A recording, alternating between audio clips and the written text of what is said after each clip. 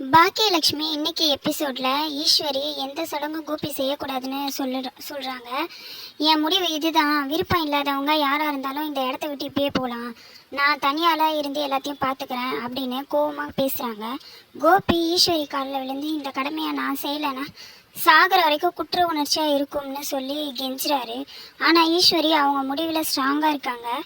கோபி இந்த சடங்கை பண்ணக்கூடாதுன்னா அப்ப யார் பண்ணுவான்னு எல்லாரும் கேட்டதுக்கு என் மருமக பாக்கியா பண்ணுவான்னு சொல்கிறாங்க. அதுக்கு கோபி யாரோ ஒருத்தர் இப்படி என் கடமையை செய்யலாம் அப்படின்னு சண்டை போடுறாரு. பாக்கியா யாரோ ஒருத்தர் இல்லை, எங்கள் மக ஆம்பளை பிள்ளை இல்லாத வீட்டில் பொண்ணு தானே எல்லா கடமையும் செய்யணும் அப்படின்னு சொல்கிறாங்க. கோபிக்கு சப்போர்ட் பண்ணி ராதிகா அம்மா, ஜெனி அப்பா எல்லாரும் பேசுகிறாங்க. கொஞ்சம் நிதானமாக பார்த்து முடிவெடுங்கம்மா அப்படின்னு சொல்கிறாங்க. டைமும் இல்லை, மற்ற வேலையெல்லாம் நம்ம பார்க்க வேண்டியதாக இருக்குன்னு. நேற்று இந்நேரம்லாம் இவருக்கு நம்ம பிறந்த நாள் கொண்டாடிட்டு இருந்தோம், ஆனால் இப்போ இவர் இங்கே உயிரோட இல்லை. இதை நினச்சா நானும் அவரோட போயிடணும்னு தோணுது. ஆனால் போனவர் பேர பிள்ளைங்க கொள்ளு பேத்தின்னு எல்லாரு கூடவும் சந்தோஷமாக பிறந்த நாள் கொண்டாடிட்டு தான் போனார். அதை நினச்சா சந்தோஷமாக இருக்குது. அந்த சந்தோஷத்தை அவருக்கு கொடுத்தது பாக்கியா தானே.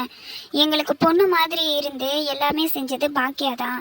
எவ்வளோ பிரச்சனை இருந்தாலும் அந்த பிரச்சனையெல்லாம் மூட்டை கட்டி வச்சுக்கிட்டு அவருக்கு பிறந்த நாள் கொண்டாடணும்னு நினச்சதும் பாக்கியா தான். மற்றவங்கள மாதிரி பிறந்த நாளை மறந்துட்டேன்னு வந்து சொல்லி இங்கே நிற்கலை.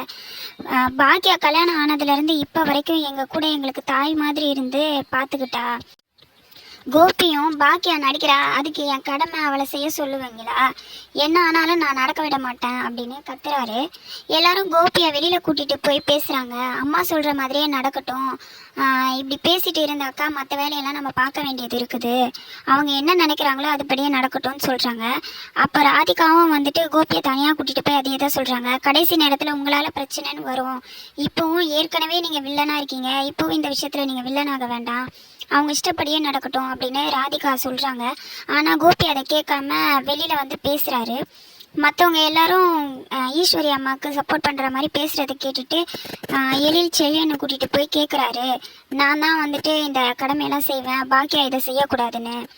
ராதிகா அம்மாவும் கோபிக்கு சப்போர்ட் பண்ணி பேசுகிறாங்க. அப்போ ஈஸ்வரி சொல்லிடுறாங்க, வாயை மூடிட்டு வெளியில் போ அப்படின்னு சொல்லிட்டு ராதிகா அம்மாவை பாக்கியாவும் தயக்கமாக தான் நிற்கிறாங்க.